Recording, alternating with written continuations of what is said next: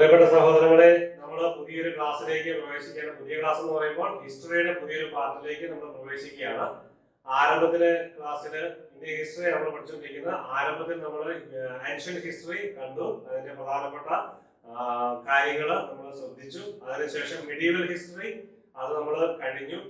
ഇനി കൊളോണിയൽ ഇന്ത്യയിലേക്ക് പോവുകയാണ്. Colonial India.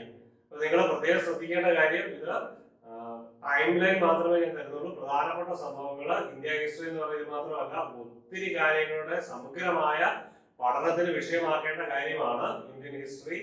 അത് ഏതാനും ചില ക്ലാസ്സുകളിലൂടെ മാത്രം ഇന്ത്യൻ ഹിസ്റ്ററി പഠിച്ചെടുക്കുക അത്ര എളുപ്പമല്ല. ഇന്ത്യൻ ഹിസ്റ്ററിയുടെ ഒരു താല്പര്യം നിങ്ങളുടെ ഉള്ളിൽ വർദ്ധിപ്പിക്കുന്നതിന് വേണ്ടിയാണ്, അല്ലെങ്കിൽ അത് ഉണ്ടാകുന്നതിന് വേണ്ടിയാണ് ഇങ്ങനെ പ്രധാനപ്പെട്ട സംഭവങ്ങളെ മാത്രം കോർത്തിണക്കി ഡേറ്റും സംഭവങ്ങളും അതിനുമായിട്ട് ബന്ധപ്പെട്ട വ്യക്തികളെയും പറ്റി പരാമർശിച്ചുകൊണ്ട് നമ്മൾ ഈ ക്ലാസ്സുകൾ മുന്നോട്ട് പോകുന്നത്. അപ്പൊ നിങ്ങൾ കൂടുതൽ ശ്രദ്ധിച്ച് പഠിക്കും എന്ന് ഡീറ്റെയിൽ ആയിട്ട് നിങ്ങളുടേതായ എഫേർട്ടിലൂടെ പഠിക്കുമെന്ന് വിശ്വസിക്കുകയാണ്. GK എങ്ങനെ പഠിക്കാൻ പറ്റുള്ളൂ. ഹിസ്റ്ററി എന്ന് പറഞ്ഞ എല്ലാ കാര്യങ്ങളും വളരെ പ്രധാനപ്പെട്ട, ഏത് പരീക്ഷകൾ വന്നാലും വളരെ പ്രധാനപ്പെട്ട ഒരു ടോപ്പിക്കാണ് ഇന്ത്യൻ ഹിസ്റ്ററി. അതുകൊണ്ട് ഇന്ത്യൻ ഹിസ്റ്ററി താല്പര്യത്തോടെ പഠിക്കുക, ഇഷ്ടപ്പെടുക. ഇന്ത്യൻ ഹിസ്റ്ററി അത് അറിയാനുള്ളത്, ചരിത്രം അറിയാനുള്ളത് നമ്മുടെ ഒരു താല്പര്യത്തിന്റെയും നമ്മുടെ ഒരു അഭിരുചിയുടെ ഭാഗമാക്കി നിങ്ങൾ മുന്നോട്ട് കൊണ്ടുപോകാനായിട്ട് ശ്രദ്ധിക്കുക. ഇപ്പൊ നമ്മൾ കൊളോണിയൽ ഇന്ത്യ ആരംഭിക്കുകയാണ്. കൊളോണിയൽ ഇന്ത്യ 1757 പ്ലാസി വിപ്ലവത്തിലാണ് നമ്മൾ മിഡീവൽ ഇന്ത്യ അവസാനിപ്പിച്ചത്. നവാബ് ബ്ലാക്ക് ഹോൾ ട്രാജഡിയും അതിനോടനുബന്ധിച്ച് റോബർട്ട് ക്ലൈവ് സിറാജുൽ ദൗളയെ പരാജയപ്പെടുത്തി അദ്ദേഹത്തെ വധിക്കുന്നതുമായ, അല്ലെങ്കിൽ സിറാജുൽ ദൗള പരാജയപ്പെടുന്നതുമായ ഒരു യുദ്ധമായിരുന്നു പ്ലാസി യുദ്ധം.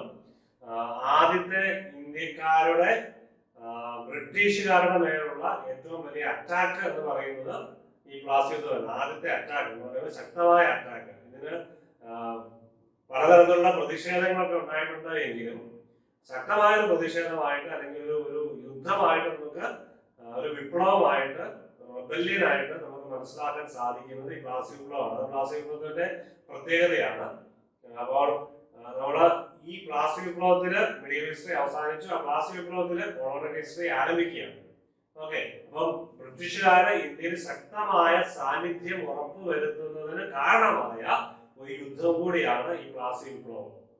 എന്ന് പറഞ്ഞാൽ അതുവരെ ബ്രിട്ടീഷുകാരുടെ താല്പര്യങ്ങൾ തീർത്തും കച്ചവടപരമായിരുന്നു, വാണിജ്യപരമായിരുന്നു, തീർത്തും കൊമേഴ്സ്യൽ ആയിരുന്നു. ഈ പ്ലാസി വിപ്ലവത്തിന് ശേഷം, അതായത് റോബർട്ട് ക്ലൈവോട് കൂടി ഇന്ത്യയിൽ വളരെ ശക്തമായ സാന്നിധ്യം അവർ ഉറപ്പുവരുത്തുകയാണ്. ബംഗാളിലായിരുന്നു, അത് കൽക്കട്ടയിലായിരുന്നു ഇവരുടെ ശക്തമായ കേന്ദ്രം, അവരുടെ ക്യാപിറ്റൽ ആയിട്ട് അല്ലെങ്കിൽ സെന്റർ ആയിട്ട് പ്രവർത്തിച്ചിരുന്നത്. അവിടെ റോബർട്ട് ക്ലൈവ് ഗവർണർ ആയിരുന്നു. ബംഗാളിന്റെ ഗവർണർ എന്ന പേരിൽ അറിയപ്പെടുന്നത്, അല്ലെങ്കിൽ ഗവർണർ ഓഫ് ഫോർട്ട് വില്യം, കൽക്കട്ടയിലെ ഫോർട്ടാണ് ഫോർട്ട് വില്യം, അതായത് ബ്രിട്ടീഷുകാരുടെ കേന്ദ്രം. അവിടെയാണ് ബ്ലാക്ക് ഹോൾ ട്രാജഡി നടന്നതെന്ന് നിങ്ങൾക്ക് കഴിഞ്ഞ ക്ലാസ്സിൽ ഞാൻ പറഞ്ഞത് ഓർക്കുന്നുണ്ടാവും. അപ്പോൾ ആ കോട്ട കേന്ദ്രീകരിച്ച്, അല്ലെങ്കിൽ ബംഗാളിലെ കൽക്കട്ട കേന്ദ്രീകരിച്ചുകൊണ്ട് ബംഗാളിന്റെ ഗവർണർ എന്ന ഔദ്യോഗിക നാമത്തിൽ അറിയപ്പെട്ടിരുന്ന റോബർട്ട് ക്ലൈവ് അദ്ദേഹത്തിന്റെ പ്രധാനപ്പെട്ട ശക്തമായ നടപടിയിലൂടെ ബംഗാളിന്റെ അധീനതയിൽ ബംഗാളിന്റെ ഭരണാധികാരിയായിരുന്ന നവാബ് സിറാജുൽ ദൗളയെ പരാജയപ്പെടുത്തി ശക്തമായ അധികാരത്തിലേക്ക് വരുന്നു. അതോടൊപ്പം തന്നെ ജോസഫ് ഡ്യൂപ്ലക്സ് എന്ന ഫ്രഞ്ച് ഭരണാധികാരിയും ഈ റോബർട്ട് ക്ലൈവ് പരാജയപ്പെടുന്നു. 1746 ഒന്നാം കർണാട്ടിക് വാർ, 46-48 ഒന്നാം കർണാട്ടിക് വാർ, 49-54 രണ്ടാം കർണാട്ടിക് വാർ. ഈ രണ്ട് കർണാട്ടിക് വാറിലും, അത് കഴിഞ്ഞിട്ട് 1756 മൂന്നാം കർണാട്ടിക് വാർ, ഇംഗ്ലീഷ് ഫ്രഞ്ച് വാർ അല്ലെങ്കിൽ ഇംഗ്ലീഷ് ഫ്രഞ്ച് റൈവൽറി, അതിലും ശക്തമായ സാന്നിധ്യം ഉറപ്പുവരുത്തുകയാണ്. ശക്തമായ സാന്നിധ്യം എന്ന് പറഞ്ഞാൽ ഫ്രഞ്ചുകാരെയും തങ്ങളുടെ അധീനതയിലാക്കിയാണ് ബ്രിട്ടീഷുകാർ. അതിലൂടെയാണ് ബ്രിട്ടീഷുകാർ ശക്തമായി ഇന്ത്യയിലേക്ക് ഭരണം ആരംഭിക്കുന്നത്. അതുകൊണ്ട് തന്നെ ബാറ്റർ ഓഫ് പ്ലാസി എന്ന് പറയുന്നത് വെറുമൊരു റിബല്യനല്ല, വെറുമൊരു യുദ്ധമല്ല. അത് ബ്രിട്ടീഷുകാർക്ക് ഇന്ത്യയിലെ ആധിപത്യം ഉറപ്പിക്കുന്നതിന്, അല്ലെങ്കിൽ ആധിപത്യം ശക്തമായിട്ട് മുന്നോട്ട് കൊണ്ടുപോകാനായിട്ട് അവർക്ക് ശക്തി നൽകുന്നത് ഈ batter of പ്ലാസിയാണ്.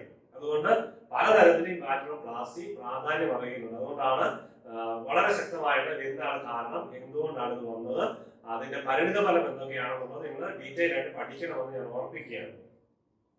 June 23, 1757 വാറ്റോപ്ലാസ്റ്റി Robert Clive an agent of British East India Company defeats Siraj ഉദ് ദൗള. നമ്മൾ കണ്ടതാണ്. ഇതിനകത്ത് മറ്റൊരു പ്രത്യേകത, മിർ ജാഫറിന്റെ ഒരു പേര് ഇവിടെ പരാമർശിക്കുന്നത്. മിർ ജാഫർ മെയ്ഡ് നവാബ് ബംഗാൾ. അദ്ദേഹത്തിന്റെ കോൺസ്പിറസി മൂലം കൂടിയാണ്, അതായത് ബ്രിട്ടീഷുകാർക്ക് അനുകൂലമായിട്ട് സിറാജ് ഉദ് ദൗളയുടെ ഒരു കമാൻഡർ ഇൻ ചീഫ് ആയിരുന്നു മിർ ജാഫർ. അദ്ദേഹത്തിന്റെ ചതി, വഞ്ചന, അദ്ദേഹം തന്റെ രാജാവായിരുന്ന നവാബിനെ സിറാജ് ഉദ് ദൗളയെ ചതിയിലൂടെ ബ്രിട്ടീഷുകാർക്ക് എന്താ പറയുന്നത്, അങ്ങനെയുള്ള ഒരു ചതിയിലൂടെ ബ്രിട്ടീഷുകാർക്ക് അനുകൂലമായിട്ട് അദ്ദേഹം നിലനിൽക്കുകയും അതുകൊണ്ടാണ് മിർജാഫറിന്റെ പേര് അവിടെ പരാമർശിക്കുന്നത്. ഈ മിർജാഫർ ആരാണെന്ന് പെട്ടെന്ന് നമുക്ക് നോക്കിയിട്ട് വരാം. കാരണം അദ്ദേഹത്തിന്റെ പേര് പറയുമ്പോൾ അദ്ദേഹത്തെ പറ്റി ഇത് മനസ്സിലാക്കുന്നതോടെ ഇന്ത്യ ചരിത്രം പഠിക്കുമ്പോൾ വളരെ പ്രധാനപ്പെട്ട ഒരു കാര്യമാണ്. കാരണം ഈ മിർജാഫറിന്റെ ഭരണത്തോടു കൂടിയാണ് അദ്ദേഹത്തിന്റെ ആ സിറാജ് ഉദ് ദൗളയ്ക്ക് ശേഷം നവാബാകുന്നത് മിർജാഫറാണ്. കാരണം അദ്ദേഹം നവാബായിരുന്ന സിറാജ് ഉദ് ദൗളയുടെ കമാൻഡർ ചീഫ് ആയിരുന്നു മിർജാഫർ. അദ്ദേഹത്തിനെ വഞ്ചിച്ചതിലൂടെ ബ്രിട്ടീഷുകാർ അദ്ദേഹത്തിന് നവാബ് സ്ഥാനം കൊടുക്കുകയാണ്. പക്ഷേ ബ്രിട്ടീഷുകാരുടെ അധീനതയിലാണ്, ബ്രിട്ടീഷുകാരുടെ കൺട്രോളാണ്. ഇദ്ദേഹത്തിന്റെ ഈ നവാബ് ഭരണകാലത്താണ് ബ്രിട്ടീഷുകാരുടെ ആധിപത്യം ഇന്ത്യയിലെ വിവിധ ഭാഗങ്ങളിലേക്ക് വ്യാപിക്കാനായിട്ട് സഹായമാണ്. അതുകൊണ്ട് തന്നെ മിർജാഫറിന്റെ പേര് നമ്മൾ ഇന്ത്യൻ ഹിസ്റ്ററിയിൽ പഠിച്ചിരിക്കുന്നത്, ഓർത്തിരിക്കുന്നത് നല്ലതാണ്. Mir Jafar served as a commander of Bengali army under Siraj ud Dawla, Nawab of Bengal, but betrayed him during the Battle of Plassey and succeeded Dawla after the British victory in 1757. ഞാൻ പറഞ്ഞ കാര്യമാണ്. Okay, അദ്ദേഹത്തെ ചതിച്ചു. അങ്ങനെ ബ്രിട്ടീഷുകാർ അദ്ദേഹത്തിന് നവാബ് സ്ഥാനം നൽകുകയാണ്. ഇനി ഇദ്ദേഹം ആരായിരുന്നു? 1691 മുതൽ 765 വരെ ജീവിച്ചിരുന്ന മനുഷ്യൻ. was a military general who became the first dependent Nawab of Bengal of the British East India Company. Dependent, അതുവരെ ഇൻഡിപെൻഡന്റ് ആയിരുന്നു. അതായത് സിറാജ് ഉദ് ദൗള ശക്തനായ ഭരണാധികാരി, സ്വന്തം അധികാരം ഉണ്ടായിരുന്നു. പക്ഷെ ഇദ്ദേഹം നവാബ് ആയിരുന്നെങ്കിലും ബ്രിട്ടീഷുകാരുടെ ഡിപെൻഡന്റ് ആയിരുന്നു, ബ്രിട്ടീഷുകാരുടെ അധീനതയിലായിരുന്നു അദ്ദേഹം. Okay, his reign has been considered by many historians as a start of the expansion. Okay, ഞാൻ പറഞ്ഞു, expansion of British control of Indian subcontinent. Okay, അപ്പോൾ ബ്രിട്ടീഷുകാരുടെ കൺട്രോൾ വർദ്ധിപ്പിക്കുന്നതിന്, ഇന്ത്യയിലെ പൂർണ്ണമായിട്ടും ഇന്ത്യയിൽ വ്യാപിപ്പിക്കുന്നതിന് ഇതിന്റെ ഭരണകാരണമായി. And a key step in eventual British domination of vast areas of modern day India. Okay, നിങ്ങൾ മനസ്സിലായെന്ന് വിചാരിക്കുന്നു. ഞാൻ പറഞ്ഞ കാര്യങ്ങൾ തന്നെയാണ്. ബാറ്റിൽ ഓഫ് പ്ലാസി, നമ്മൾ വീണ്ടും അതിലേക്ക് വരുന്നു. ദ ബാറ്റിൽ took place എവിടെയാണ് സ്ഥലം? പാലാഷി. ഇംഗ്ലീഷ് വേർഷൻ ആണ് Plassey. on the banks of Bhagirathi river. കഴിഞ്ഞ ക്ലാസ് നമ്മൾ കണ്ടാകുന്നു അല്ലേ? about 150 kilometre north of Calcutta. കൽക്കട്ടയുടെ 150 കിലോമീറ്റർ നോർത്തേൺ പ്രദേശമാണ് ഈ കൽക്കട്ട. വെസ്റ്റ് ബംഗാൾ നിങ്ങൾക്കറിയാം, മാപ്പെടുത്ത് നോക്കുക. വെസ്റ്റ് ബംഗാൾ കിടക്കുന്ന ഒരു നീണ്ടു നിവർന്നാണ്, ഒരു പ്രത്യേക ആകൃതിയൊന്നും ഇല്ലാത്ത ഒരു സംസ്ഥാനം എന്ന് പറയുകയാണെങ്കിൽ ബാക്കിയുള്ള സംസ്ഥാനങ്ങൾക്ക് ഒരുവിധമൊക്കെ ആകൃതിയുണ്ട്. വെസ്റ്റ് ബംഗാളിന്റെ ആകൃതി എന്ന് പറയുമ്പോൾ നമുക്ക് ഇങ്ങനെ ഒരു സംസ്ഥാനം രൂപീകരിക്കുന്നതിന് കാരണം, അതൊക്കെ നിങ്ങൾ നിങ്ങളുടേതായ റിസർച്ചുകളെ പഠിക്കും. എന്തുകൊണ്ടാണ് വെസ്റ്റ് ബംഗാൾ ഇങ്ങനെ എന്ന് പറഞ്ഞാൽ കാച്ചിക്കാൻ ഇച്ചിരൂടെ വൃത്തിയുണ്ട്. ഇത് ഏതോ ഒരു തരത്തില് നോക്കുക നിങ്ങൾ. അത് വെസ്റ്റ് ബംഗാൾ ഇങ്ങനെ നീണ്ടു തുറന്ന് കിടക്കുകയാണ് ഇന്ത്യയുടെ ഈസ്റ്റ് പ്രദേശങ്ങളിലേക്ക്, ഈസ്റ്റ് ഭാഗത്ത്, നോർത്ത് ഈസ്റ്റ്, അതിലേക്ക് ഇങ്ങനെ നീണ്ട ഒരു പ്രത്യേക ആകൃതി കിടക്കുകയാണ്. അപ്പൊ അതുകൊണ്ട് ഇങ്ങനെ കൽക്കട്ടയിൽ നിന്ന് 195 കിലോമീറ്റർ, 150 കിലോമീറ്റർ നോർത്താണ് ഈ മുർഷിദാബാദ് സ്ഥലം. അവിടെയാണ് പാലാഴി, പ്ലാസി എന്ന സ്ഥലത്തിന്റെ സ്ഥാനം. നോക്കുക, കൽക്കട്ടയുടെ പൊസിഷൻ ഞാൻ പറഞ്ഞില്ല, കാച്ചിക്ക വരെ കിടക്കുന്നത്. കാച്ചിക്ക എന്ന് പറഞ്ഞാൽ എന്താണെന്ന് നിങ്ങൾക്ക് അറിയാമെന്ന് വിചാരിക്കുന്നു.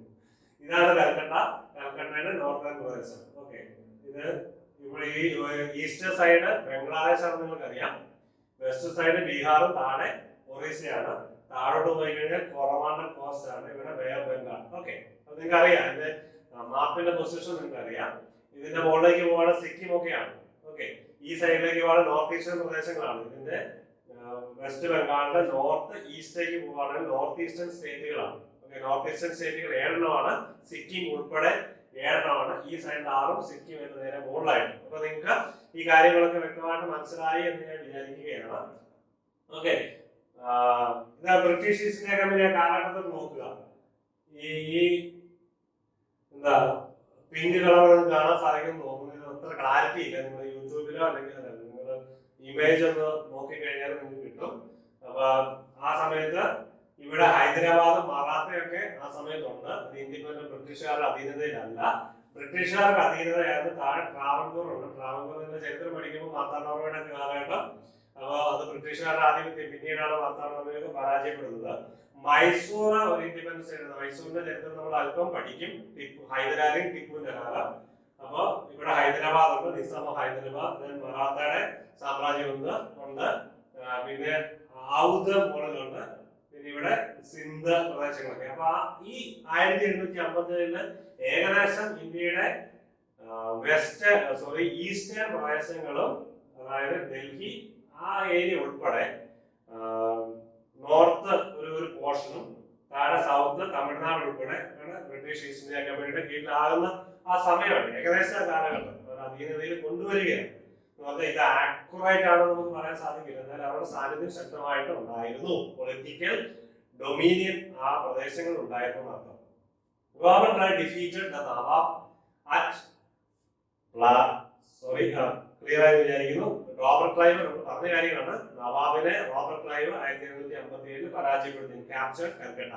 അദ്ദേഹത്തിന്റെ അധീനതയിലായിരുന്ന നവാബിന്റെ അധീനതയിലാണ് കൽക്കട്ട അദ്ദേഹത്തിന് സ്വന്തമായി, ബ്രിട്ടീഷുകാർ സ്വന്തമായി. The battle was preceded by the attack on British controlled Calcutta by Sirajuddaula and the Black Hawk massacre. Okay, നിങ്ങൾ കണ്ട കാര്യമാണ്, നമ്മൾ പഠിച്ച കാര്യമാണ്. ഇതൊരു ചിത്രമാണ്. ഫ്രാൻസിസ് ഹൈമാൻ റോബർട്ട് ക്ലൈവിന്റെ മിർജാഫറും റോബർട്ട് ക്ലൈവും മീറ്റ് ചെയ്യുന്ന ഒരു പിക്ചർ വരച്ചിരിക്കുന്നതാണ്. Francis Haimann. നിങ്ങൾ യൂട്യൂബിൽ അടിച്ചാൽ ഇമേജ് സെർച്ച് ചെയ്ത് കഴിഞ്ഞാൽ നമുക്ക് ഇത് കിട്ടും. ഒരു പ്രധാനപ്പെട്ട ഒരു പിക്ചറാണ് മിർജാഫർ, അദ്ദേഹത്തിന്റെ conspiracy. Okay, Robert Clive first governorship. അതുവരെ ഗവർണർ ആയിരുന്നു എന്ന് ഞാൻ പറഞ്ഞെങ്കിലും ഗവർണർ ആയിരുന്നില്ല. അദ്ദേഹം ബ്രിട്ടീഷ് എന്താ പറയുന്ന ഒരു ഭരണാധികാരി, അതായത് ഇന്ത്യയിലെ ബ്രിട്ടീഷുകാർക്ക് വേണ്ടി ഭരണം നടത്താൻ നിയോഗിക്കപ്പെട്ട ഒരു നേതാവായിരുന്നു റോബർട്ട് ക്ലൈവ്. 1757 57 മുതൽ 60 വരെയാണ്. അതായത് പ്ലാസി യുദ്ധത്തിന് ശേഷമാണ് ശക്തമായ ഡൊമീനിയൻ ഇന്ത്യയിൽ ബ്രിട്ടീഷുകാർക്ക് ഉണ്ടാകുന്നതെന്ന് ഞാൻ പറഞ്ഞു.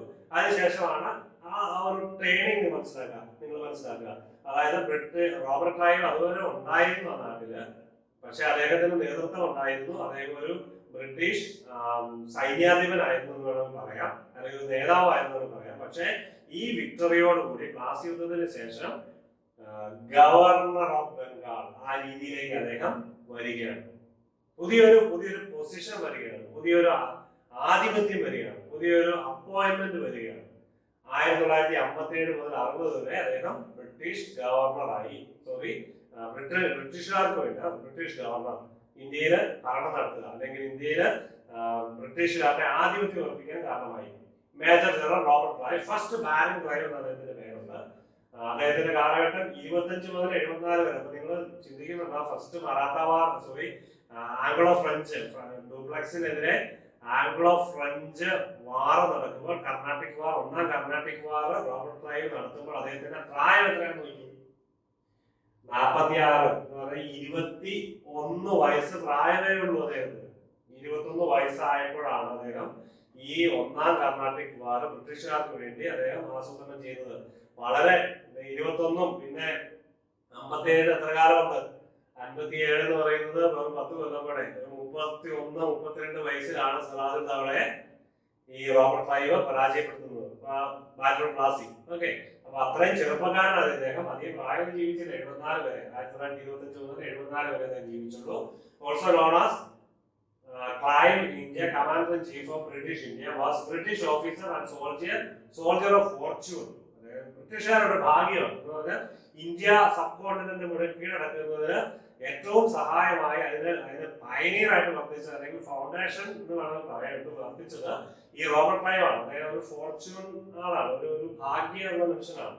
To establish the military and political supremacy of East India Company in Bengal. Bengal കേന്ദ്രമാക്കി ബ്രിട്ടീഷുകാരുടെ പൊളിറ്റിക്കൽ സുപ്രീമസിയും ആൻഡ് മിലിറ്ററി പട്ടാളം എസ്റ്റാബ്ലിഷ് ചെയ്തു അദ്ദേഹം. അപ്പോൾ റോബർട്ട് ക്ലൈവിന്റെ ഒരു കഴിവ് ഞാൻ ഇത് സമയമെടുത്ത് പറയുന്നത് നിങ്ങൾ ഒരിക്കലും ഈ റോബർട്ട് ക്ലൈവിന്റെ കാര്യം മറക്കാതെ ഈസ്റ്റ് ഇന്ത്യ കമ്പനിയുടെ ബ്രിട്ടീഷ് ഇന്ത്യയുടെ അല്ലെങ്കിൽ ഇന്ത്യയുടെ ചരിത്രം മനസ്സിലാക്കുമ്പോൾ ഈ പ്ലാസി യുദ്ധവും റോബർട്ട് ക്ലൈവും മറക്കാതിരിക്കുന്നതിന് വേണ്ടിയാണ് ഇത്ര സമയമെടുത്ത് പറയുന്നത്. Okay, then the third Anglo-French war. First Anglo-French war ഏതായിരുന്നു? 1746-48, പിന്നെ 49, 54, 54, 55 ഡ്യൂപ്ലക്സ് തിരിച്ചു വിളിക്കപ്പെട്ടു.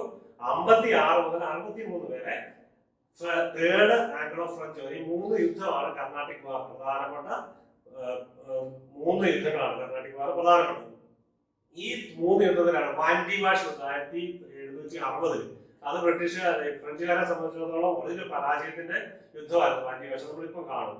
Okay, third Carnatic war 56-63, 756-763 treaty Pondicherry proved to be very short. അപ്പോൾ സെക്കൻഡ് കർണാട്ടിക് വാർ അവസാനിച്ചത് ട്രീറ്റി ഓഫ് പോണ്ടിച്ചേരി എന്നാണ് കഴിഞ്ഞ ക്ലാസ്സിൽ നമ്മൾ പഠിച്ചു. ഇനി അത് അധികാരം നിന്നില്ല. 1756 അടുത്ത 7 years war ആണ്. ഇത് 7 വർഷം വാർ എന്ന പേരിൽ അറിയപ്പെടുന്നു ഈ തേർഡ് കർണാട്ടിക് വാർ, ബ്രിട്ടീഷുകാരും ഫ്രഞ്ചുകാരും തമ്മിലുള്ള യുദ്ധം. ഓക്കെ റൈറ്റ്, ഇത് റോബർട്ട് ക്ലൈവ് തന്നെയാണ് ഈ കാലഘട്ടം. പക്ഷെ ഡ്യൂപ്ലക്സ് തിരിച്ചു വിളിക്കപ്പെട്ടു, ഡ്യൂപ്ലക്സിന്റെ കാലഘട്ടമല്ല. Then the third Carnatic War was merely an echo of the 7 years war in Europe. യൂറോപ്പിലെ 7 വർഷ യുദ്ധം എന്ന പേരിൽ അറിയപ്പെടുന്നത് ഫ്രഞ്ചും ബ്രിട്ടീഷുകാരും തമ്മിലുള്ള യുദ്ധം. അതിന്റെ ഒരു എക്കോ ആയിട്ടാണ് ഈ ഇന്ത്യയിലെ French English war, Carnatic war, third Carnatic war, Anglo French war അരങ്ങേറിയത്. Okay, powerful army under commander Count de Lally. അപ്പോൾ ഫ്രഞ്ചുകാരുടെ കമാൻഡർ ആയിരുന്നു ഡ്യൂപ്ലക്സിന് ശേഷം Count de Lally to mitigate the influence of the British in India. Okay, ബ്രിട്ടീഷുകാർക്കെതിരെ ഭരണം നടത്തുന്നത് അല്ലെങ്കിൽ ഈ യുദ്ധം നയിക്കുന്നതിന് അല്ലെങ്കിൽ ഈ റൈവൽറി കൊണ്ട് നടക്കുന്നതിന് അവരുമായിട്ട് യുദ്ധം നയിക്കുന്നതിന് കൗണ്ട് ദെ ലാലി എന്ന ഫ്രഞ്ച് ഗവർണർ ആയിരുന്നു. Then 17 the English general Sir Eyre Cote defeated English general Sir Eyre Cote defeated the French army under Lally in the battle of Vandivash. Vandivash യുദ്ധം അന്ന് ബ്രിട്ടീഷ് ഗവർണർ പട്ടാളത്തെ നിയന്ത്രിച്ചിരുന്നത് sir ഐറെ കൂട്ട എന്ന ആളാണ്. അദ്ദേഹം വാൻഡിവാഷിന് ലാലിയെ പരാജയപ്പെടുന്നത്. ഇംഗ്ലീഷ് ക്യാപ്ചർ പോണ്ടിച്ചേരി മാഗി ബാഡ്ലി ഡിഫീറ്റിംഗ് ദ ഫ്രഞ്ച്. അപ്പൊ ഈ വാൻഡിവാഷിന്റെ പരിണിത ഫലം എന്ന് പറഞ്ഞാൽ ഇംഗ്ലീഷ് ക്യാപ്ചർ പോണ്ടിച്ചേരി മാഗി, ബ്രിട്ടീഷുകാരുടെ കേന്ദ്രമായിരുന്ന പോണ്ടിച്ചേരി ആൻഡ് മാഗി. നിങ്ങൾ ഓർക്കുന്നുണ്ടാകും, ചാന്ദ്രനഗർ, പോണ്ടിച്ചേരി, മാഗി എന്നിവയായിരുന്നു ഫ്രഞ്ചുകാരുടെ അധീനതയിലുണ്ടായിരുന്ന പ്രദേശം. ഓക്കെ, പോണ്ടിച്ചേരി എന്ന് പറഞ്ഞാൽ തൊട്ടടുത്ത് ആന്ധ്രാപ്രദേശ്, ഇന്നത്തെ ആന്ധ്രയിലെ യാനം എന്ന പ്രദേശം കൂടെ ഫ്രഞ്ചുകാരുടെ അധീനതയിൽ ഉണ്ടായിരുന്നു നോക്കണം. Okay, the war ended 1763 with the signing of the Treaty of Paris. So 7 years war അവിടെ കഴിഞ്ഞു. ഇവിടെ തേർഡ് ആംഗ്ലോ ഫ്രഞ്ച് വാർ, തേർഡ് കർണാട്ടിക് വാർ ഫിനിഷ്. ഓക്കെ, അത് treaty of Paris. Then the battle of Vandivash. വാൻഡിവാഷ് എവിടെയാണെന്ന് നോക്കാം, തമിഴ്നാട് ആണിത്. ചെന്നൈയുടെ താഴെയാണ് ഈ വാൻഡിവാഷ് എന്നുള്ള സ്ഥലം, അത് പോണ്ടിച്ചേരിയുടെ ഏരിയ. ഓക്കെ, ആ സ്ഥലമാണ് വാൻഡിവാഷ്. അവിടെയാണ് യുദ്ധം നടന്നത്. Count de Lally, then sir Eyre Coote, ഇംഗ്ലീഷുകാരുടെ English defeat the French where Sir Eyre Cote defeats Count de Lally, sealing the fate of French in India. Okay, then the French general Marcus de Bussy Castelnau. Okay, ada പേരൊക്കെ നിങ്ങൾ നോക്കുക. And the French were then restricted to Pondicherry where they surrounded കീഴടങ്ങി on 16th January 1761. Okay, അവര് French ബ്രിട്ടീഷുകാർ മുമ്പിൽ കീഴടങ്ങുകയാണ്. പോണ്ടിച്ചേരിയിലേക്ക് മാത്രം അവരെ ഒതുക്കി തീർക്കുകയാണ്. The third British victory under Robert Clive. It was the third British Robert Clive ആയിരുന്നു ഗവർണർ ഓഫ് ബംഗാൾ. പക്ഷെ സർ ഐറി കോട്ടയാണ് ഈ യുദ്ധത്തിന് നേതൃത്വം നൽകിയത്. അങ്ങനെ നോക്കാം, റോബർട്ട് ക്ലൈവ് ആണ് ഭരണാധികാരി ഇന്ത്യയിലെ ഗവർണർ റൈറ്റ്. അതിന്റെ ആഫ്റ്റർ എഫക്ട് എന്ന് പറയുന്നത് ഫ്രഞ്ച് ഡിഫീറ്റ്, ഫ്രഞ്ച് പരാജയപ്പെട്ടു, ഒപ്പം അവർ പോണ്ടിച്ചേരിയിലേക്ക് മാത്രം ഒതുങ്ങേണ്ടി വന്നു. വാൻഡിവേഴ്സ് ഫോർട്ട് നോക്കുക. വാൻഡിവേഴ്സ് ഫോർട്ട് ഇന്നത്തെ ഒരു പിക്ചറാണ്, നമുക്ക് കാണാൻ വേണ്ടി. Marathas occupied Punjab in 1758. Marathas occupied Punjab. Maratha പഞ്ചാബിലേക്ക് കിടക്കുകയാണ്. മറാത്ത എന്ന് പറഞ്ഞാൽ സെൻട്രൽ ഇന്ത്യ ആണ്. അതൊന്ന് പഞ്ചാബിലേക്ക് വരുന്ന 1757. The Maratha conquest of northwest India, which occurred between 1757 and 1758, was an epoch-making event. Okay, though it was short-lived, it had long-lasting effect upon politics of Indian support. ഇത് പ്രധാനപ്പെട്ട എന്തുകൊണ്ടാണ് ഇത് ഓർത്തിരിക്കുന്നത്? മറാത്ത നോർത്ത് ഇന്ത്യയിലേക്ക് അവര് പഞ്ചാബിലേക്ക് ഭരണം വ്യാപിക്കുകയാണ്, മറാത്ത എംപയർ. ഓക്കെ, തേർഡ് ബാറ്റിൽ പാനിപ്പത്ത്. രണ്ട് ബാറ്റിൽ നമ്മൾ കണ്ടു. പാനിപ്പത്ത് യുദ്ധങ്ങൾ 3 പ്രധാനപ്പെട്ടത്. തേർഡ് ബാറ്റിൽ പാനിപ്പത്ത് 1761. ഒന്നാമത്തെ ബാറ്റിൽ പാനിപ്പത്ത് എന്നായിരുന്നു 1526. ബാബർ ഇബ്രാഹിം ലോധിയെ പരാജയപ്പെടുത്തുന്നു. സെക്കൻഡ് 1556 അക്ബർ ഹേമുവിനെ പരാജയപ്പെടുത്തുന്നു. മൂന്നാമത് 1761. അവിടെ നോക്കാം. Third battle Panipat took place 14 January 1761 at Panipat between northern expedition. ഇത് ആദ്യത്തെ 2 വാർ പോലെ പാനിപ്പത്ത് യുദ്ധം പോലെ പ്രധാനപ്പെട്ടതല്ല. മറാത്ത എംപയറും അഫ്ഗാനിസ്ഥാനും തമ്മിലുള്ള, അഫ്ഗാൻ കിങ് രാജാക്കന്മാരും തമ്മിലുള്ള യുദ്ധമായിരുന്നത്. ഈ മറാത്ത എംപയർ മുകളിലേക്ക് വരികയാണ് പരാജയം. പക്ഷെ ഈ പാനിപ്പത്ത് യുദ്ധത്തോടെ മറാത്തയുടെ 10 മടങ്ങി എന്ന് വേണം പറയാം. യുദ്ധത്തിലൂടെ പരാജയമായിട്ടുള്ള സംഭവിക്കുന്നത് അഫ്ഗാൻ വിജയിക്കുകയാണ്. അഫ്ഗാൻ എന്ന് പറഞ്ഞാൽ നോർത്ത് വെസ്റ്റേൺ ഇന്ത്യയിൽ നിന്നും ഇന്ത്യയിലേക്ക് പ്രവേശിക്കുന്ന ഒരു നോർത്ത് വെസ്റ്റേൺ പ്രദേശങ്ങൾ ഇന്ത്യയിലേക്ക് യുദ്ധം ചെയ്ത് പ്രവേശിക്കുകയാണ്. അപ്പോൾ ഇന്ത്യ കീഴടക്കുകയാണ്, നോർത്ത് വെസ്റ്റേൺ ഇന്ത്യ. അപ്പോൾ തേർഡ് ബാറ്റിൽ പാനിപ്പത്തിന് അഫ്ഗാൻ വിക്ടറിയാണ് നടക്കുന്നത്. ഈ ബാബറിനെ പറ്റി പറയുമ്പോഴും അഫ്ഗാനിൽ നിന്നാണ് അവർ വരുന്നത്, കാബൂളിൽ നിന്നാണ് അദ്ദേഹം വരുന്നത്. അപ്പൊ അവിടെ നിന്ന് വരുന്നതാണ് തേർഡ് ബാറ്റ്. ഈ ഹരിയാനയിലെ പ്രദേശമാണ് പാനിപ്പത്ത് നോക്കണം. അപ്പൊ ഡൽഹിയുടെ മുകളിൽ നിന്ന് വേണമെന്ന് പറയാം. ഓക്കെ, ഡൽഹിയുടെ അടുത്ത പ്രദേശമാണ് ഹരിയാന. അപ്പോൾ അഫ്ഗാൻ പ്രദേശങ്ങളിൽ നിന്ന് വെസ്റ്റ് ഇന്ത്യയിൽ നിന്ന് വരാനായിട്ട് എളുപ്പമുള്ള സ്ഥലമാണ്. അതൊരു പ്രധാനപ്പെട്ട വാർ പ്ലേസ് ആണ്. എന്താ പറയുന്നത്, വാർ ഫ്രണ്ട് അല്ലെ. ഓക്കെ, അത് അഫ്ഗാൻ വിക്ടറി, അഫ്ഗാൻ വിജയിക്കുകയാണ് തേർഡ് ബാറ്റിൽ പാനിപ്പത്ത്. 1526, 1556, 1761. ഓക്കെ, ആംഗ്ലോ ഫ്രഞ്ച് വാർ ഇനി നമ്മൾ കർണാട്ടിക് വാർ ആക്കിയായിരുന്നു. 46, 1746, 48, 49, 54, 56, 63. ഇങ്ങനെയൊക്കെ ചില കാര്യങ്ങൾ നിങ്ങൾ ഓർത്തിരിക്കണം. ഇനി നമ്മൾ വേറൊരു വാർ, ഒരു സീരീസ് വാർ നമ്മൾ കാണാൻ പോകുന്നു, ആംഗ്ലോ മൈസൂർ വാർ. അത് ഏത് കാലഘട്ടം നോക്കുക, തൊട്ടടുത്ത് തന്നെ വരാൻ പോകുന്നു. ഇതാ വരുന്നു അതിന്റെ ആളോ ഹൈദരാലി. 1760 Hyder Ali അബ്സർവ്സ് power in Mysore. 1782 വരെ ക്യാൻസർ പിടിച്ചാൽ വെച്ചെന്ന് പറയപ്പെടുന്നു. ഓക്കെ, 1761 മുതൽ 82 വരെ ഈ 2 റൂളർമാരെ ശക്തനായിട്ടുണ്ടായിരുന്നത് ഹൈദരാലി, അപ്പനും മകൻ ടിപ്പു സുൽത്താൻ. ഈ 2 പേരാണ് മൈസൂർ. ടിപ്പു സുൽത്താന് ശേഷം മൈസൂർ രാജ്യം ബ്രിട്ടീഷുകാരുടെ അധീനതയിലാവുകയാണ്. അപ്പൊ ഹൈദരാലി അബ്സർവേഴ്സിന്റെ അർത്ഥം നിങ്ങളൊന്ന് കാണാൻ വേണ്ടി, അബ്സർവർ എന്ന് പറഞ്ഞാൽ illegally by force, illegally by force, legally അല്ല ഇല്ലീഗലി പിടിച്ചെടുക്കുക, നിയമപരം അല്ലാണ്ട് പിടിച്ചെടുക്കുക. അബ്സർവേഴ്സ് എന്ന് പറയുന്നത് അബ്സർവേഴ്സ് അങ്ങനെയായിരിക്കും വായിക്കുന്നത് അല്ലേ. ഓക്കെ, നിങ്ങളൊന്ന് ഉച്ചാരണം ഒന്ന് ഡിക്ഷണറി നോക്കുക. ഞാൻ ഇംഗ്ലീഷ് അധ്യാപനം അല്ലാത്തതുകൊണ്ട് ഉച്ചാരണം നിങ്ങളെ പഠിപ്പിക്കുന്നില്ല. മൈസൂർ റൂൾ ടിൽ 1782, 1761 മുതൽ 1799 വരെയാണ് മൈസൂർ സാമ്രാജ്യത്തിന്റെ കാലഘട്ടം, മൈസൂർ രാജ്യത്തിന്റെ കാലഘട്ടം. 1761 മുതൽ ഹൈദരാലിയുടെ കാലം മുതൽ 1799 ടിപ്പു സുൽത്താൻ കൊല്ലപ്പെടുന്നത് വരെ. ഈ 82 ഹൈദരാലി മരിക്കുന്നു, അതിനുശേഷം ടിപ്പു അധികാരം വരുന്നു, 99 ടിപ്പു മരിക്കുന്നു. അപ്പൊ ആ കാലഘട്ടമാണ് ഏകദേശം 40 കൊല്ലക്കാലമാണ് മൈസൂർ രാജവംശത്തിന്റെ കാലഘട്ടം. മൈസൂർ കോട്ടയൊക്കെ നിങ്ങൾ സന്ദർശിച്ചിട്ടുണ്ടാവും അല്ലെ? ടിപ്പുവിന്റെയും ഹൈദരലിയുടെ ശവകുടീരങ്ങളൊക്കെ നിങ്ങൾ കണ്ടിട്ടുണ്ടാവും മൈസൂർ കോട്ടയിൽ. അപ്പൊ നിങ്ങൾ അവിടെ പോകുമ്പോൾ ഇതൊക്കെ ഓർക്കുക. Hyder Ali Khan, also known as Hyder Ali Sahib, was sultan and de facto. De facto എന്ന് പറഞ്ഞ അർത്ഥം അതിനാൽ തന്നെ, എന്താ പറയുന്നത്, സുൽത്താൻ ആയതിനാൽ തന്നെ അദ്ദേഹം മൈസൂർ സാമ്രാജ്യത്തിന്റെ തലവനായി, ഹെഡായി, കിങ് ആയി.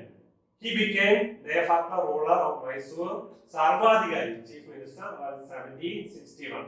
അദ്ദേഹം 1760 മൈസൂർ സാമ്രാജ്യത്തിന്റെ സർവാധികാരിയായി, ചീഫ് മിനിസ്റ്റർ കിങ് ഓർ ഭരണാധികാരി, സുൽത്താൻ.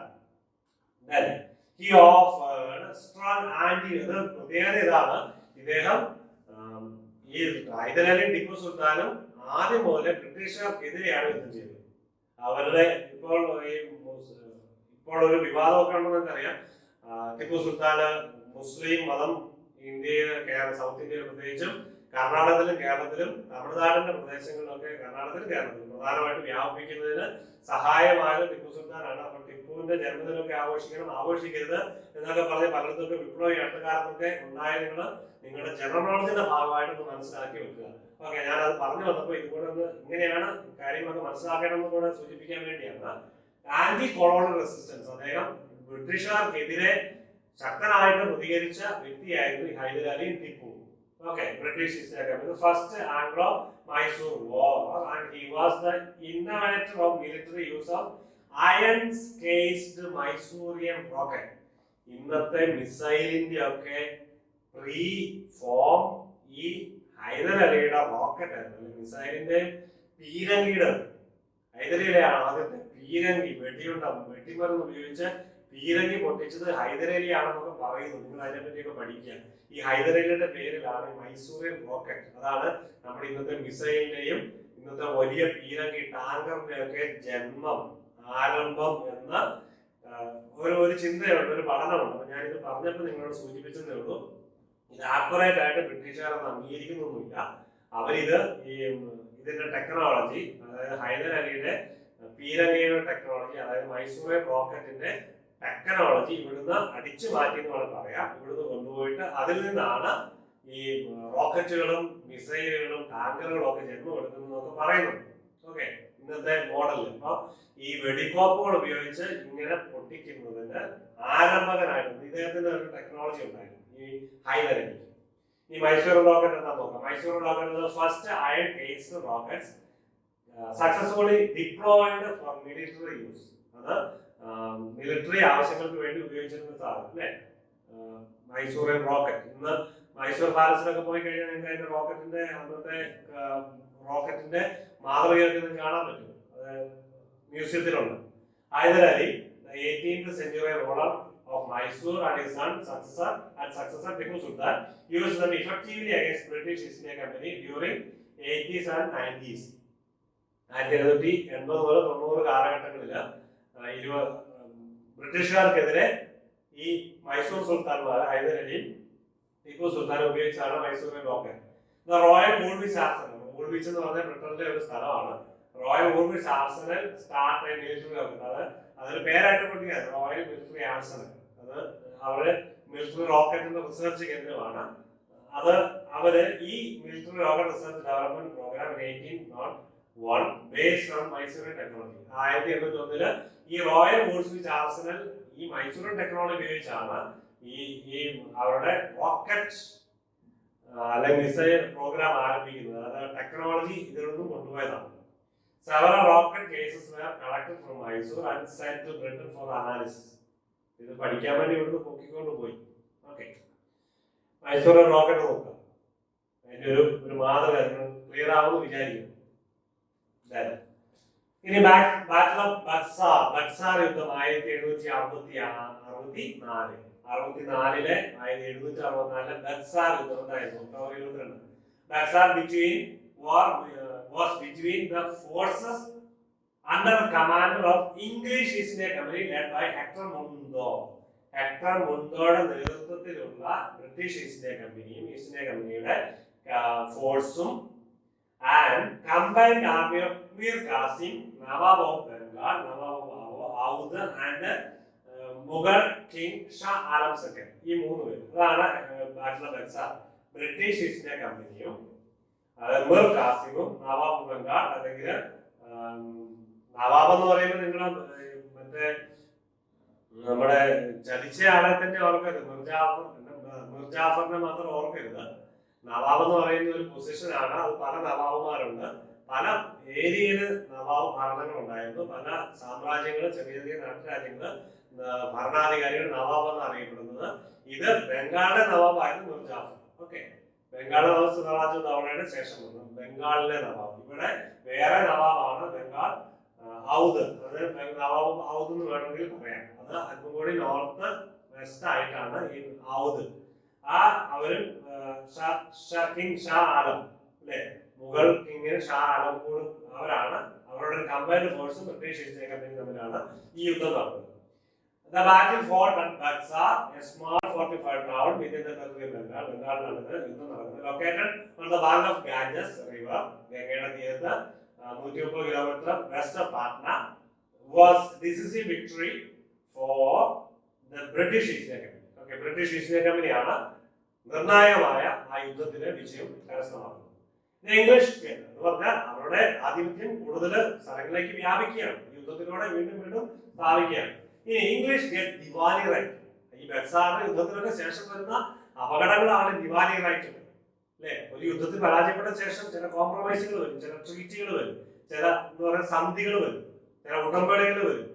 അപ്പൊ ഇതിന് ഈ യുദ്ധത്തിൽ ഞങ്ങൾ ജയിച്ചതുകൊണ്ട് അവർ ചില കാര്യങ്ങൾ കേട്ടിട്ടുണ്ട്. ശ്രദ്ധിക്കുക, Diwani right in Bengal, Bihar and Orissa 1765. Buxar യുദ്ധം ഉണ്ടായിരുന്നു 64. അതിനുശേഷം 65 ദിവാലി റൈറ്റ്. എന്താണ് ദിവാലി റൈറ്റ്? നമുക്ക് കാണാം. The Treaty of Allahabad was signed on 1765 between Mughal Emperor Shah Alam, the son of late Emperor Alamgir II, അലാംഗീറിന്റെ മകനായ ഷാ ആലമും, and Robert Clive